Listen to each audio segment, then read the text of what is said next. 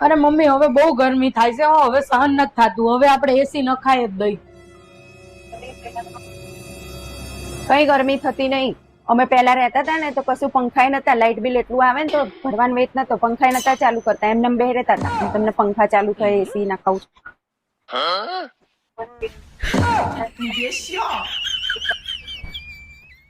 Mummy હું શું કહું, હવે આ ઘરે હાવ નાનું પડે છે આપણને, હવે આપણે થોડુંક મોટું ઘર લઈ લઈએ. હંકડાશ કેટલી પડે.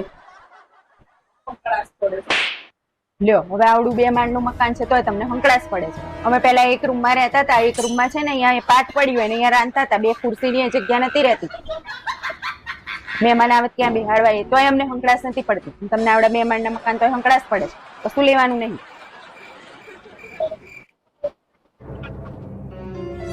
સારું કઈ નહીં, ના લેવું હોય તો હું શું કઉ છું, આજે